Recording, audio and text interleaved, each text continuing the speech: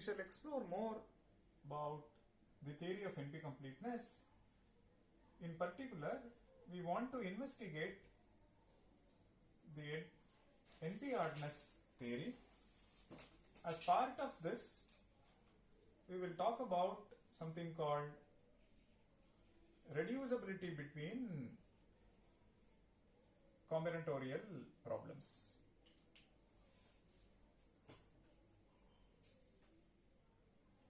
Okay. So we saw that problems such as clique, vertex cover, and independent set, they are all related in some sense. Now we are going to formally relate them and then bring out some interesting connection between them from solvability perspective. So what do you mean by reducibility? So reducibility talks about reduction. In particular, it talks about polynomial time reduction. So idea is this: we have a problem P and a problem Q. When we say P polynomially reduces to Q, this says polytime reduction. When we say P polynomially reduces to Q, what does that imply? Each instance of P as a corresponding instance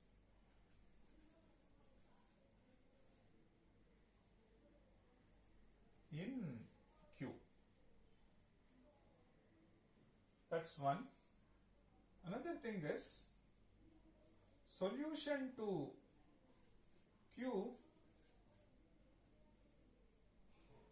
can be used, or the algorithm that solves Q can be used to obtain solution to P. Solution to Q can be used to obtain solution to P. We saw an example wherein we solved sorting using Feynman as a black box, correct? And Feynman is polynomial time algorithm, and we called Feynman polynomial number of times to solve sorting. So similar thing is what we want to carry forward for these problems. But there are a couple of things to note. When we try solving this, so if Feynman is poly, implies that sorting is poly, and we make polynomial number of calls to Feynman, and each call takes polynomial time. Therefore, sorting is poly. Okay. So in general, if problem X is easy, then problem Y is easy when we solve like this. We use X as a black box to solve Y. This is input to Y and output of this, and the input of Y is appropriately mapped to an input of X. Similarly, the output of X is appropriately mapped to an output of Y. So if this is easy and we make polynomial number of calls to X, implies that Y is easy. This is from solvability perspective. You have a solution to this, then you get a solution to this. The Contrapositive is interesting. So let me write like this. X easy implies y easy. The contrapositive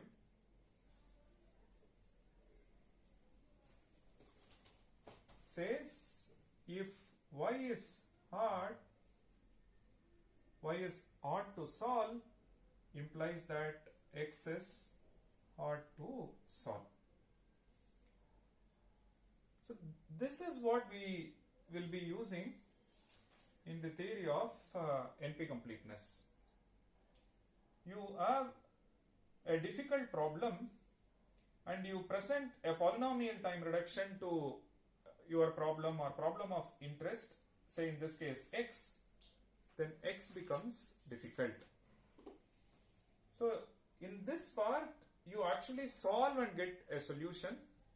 In this part we are comparing the relative difficulty. If this one is hard, implies that the other problem is hard. Okay.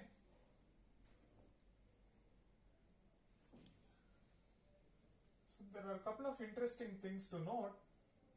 So when we say x easy implies y easy, and contrapositive says if y is hard, it is hard to solve, implies that x is hard. So here you get the solution. Here you are comparing the relative difficulty of two problems. In this case, x and y. Okay.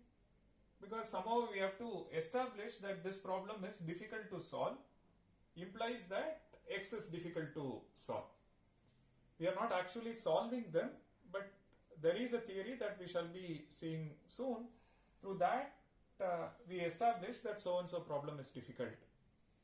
And when you know y is difficult and you give a reduction from y to x, then x becomes difficult or x is hard to solve. Okay. So what is that we demand when we look at polytime reductions? Remember, when we looked at the NP hardness definition, the definition was this.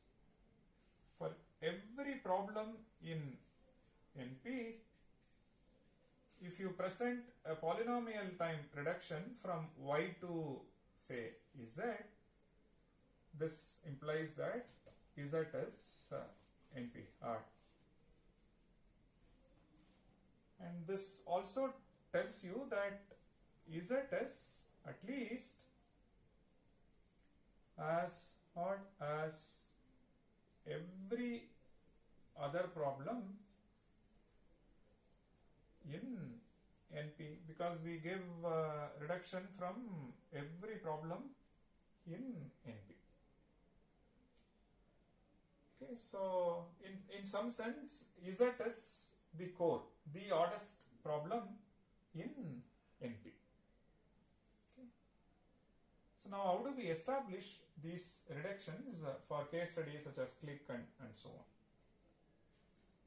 So what is that we demand as part of polytime reduction is the following. Suppose we want to establish a polytime reduction from say problem y to problem say z. So how do we write this? Notation as y polynomially reduces to z. What is that we ask for? We want to find a function f mapping instances of y to instances of z. So this mapping, what does it do? Map instances of y to the corresponding instances of Z. That's one. And most importantly, this must be solution preserving reduction. Meaning problem Y as a solution if and only if problem Z as a solution. It's if and only if. Y as a solution implies Z as a solution, and Z as a solution implies Y as a solution. Or if Y does not have a solution, then Z does not have a solution. So this is what we want as part of our reduction. So we want to map Y to this. Suppose this is a graph theoretic problem, then G is mapped to some other graph, say H. And if the question says G comma K, then it is H comma some K prime. That's one. And so like that, for each of them we want to map, say G2 comma K2 is mapped to H2 comma some K prime 2. And the next one says solution preserving, which means S instances must be mapped to S instances, and S instances on this must be mapped to this, so it's if and only if, and which means no instances must be mapped to no. S instances of X must be mapped to S instances of Z, and no instances of Y must be mapped to no instances of Z. And this is really what we want as part of reduction. So let's understand this through a case study so that we appreciate and then make some interesting insights out of this.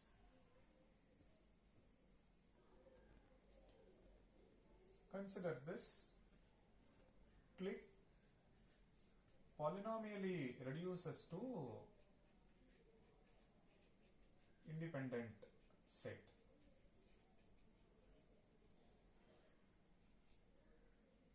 So as part of this, we want to reduce an instances of this to an instances of this. So the click problem takes graph and an integer as an input. Even the independent set takes a graph and an integer k or k prime as an input. Now how do we map this and this? So it goes like this. My G prime is G complement, K prime is K. There is no change here. So this one is complement of G. Complement of G is, you look at the adjacency matrix of G, you flip wherever there is 1 to 0 and 0 to 1, what you get is G complement. Or edges present in G will be absent in G complement, and edges that are absent in G, they will be present in G complement. So when you do the reduction, G and G prime must be related. G prime must be obtained through some transformation on G, or some operation you apply on G to get G prime. In this case, the operation is complement. Similarly, K prime must be function of K. It could be K, K minus 1, K plus 1, and K square or K square plus K, and so on, because we are mapping this to the corresponding instance of this. Let's take an example and then revisit this part. Suppose click instance is, say, something like this. Now this is my G, and let me say K is 2. Now, is this an S instance? Answer is yes. This graph has a clique of size 2. As part of this reduction, what we do is the following. So we create G complement here. So edges that are present, they will be absent. So 1 to 3 there will be an edge. 3 to 4 there will be an edge. And 2, 4 there will be an edge. And we say K prime is same as K, so K prime is 2. You observe that, suppose you take 1 and 2 as your clique, and 1 and 2 becomes an independent set in this. Suppose you say 1, 2 is your clique, then 1, 2 becomes an independent set in G complement. Because if there was an edge here, that will be absent here. And similarly, look at 2, 3. 2, 3 is a clique of size 2, and 2, 3 becomes an independent set of size 2 here. For the same graph, you ask for say k is equal to 3. Does this graph have a clique of size 3? Answer is no. Now in this, does this have independent set of size 3? You take say 2, 3, then you cannot include 4 or 1. You take 1, 4, then you cannot include 2 or 3, which means independent set is of size at most 2. So this. So now this tells you that for this example, S instances are mapped to S instances and no instances are mapped to no instances. Now this is a solution preserving reduction as far as this example is concerned. So the idea is this: you have clique instances and you have independent set instances. You come up with a function in such a way that S instances are mapped to S instances and no instances are mapped to no instances. Now you have a solution here, then you see a solution, the corresponding solution here, and there is no solution here, so there is no solution here. And this is something we always look for as part of our reduction.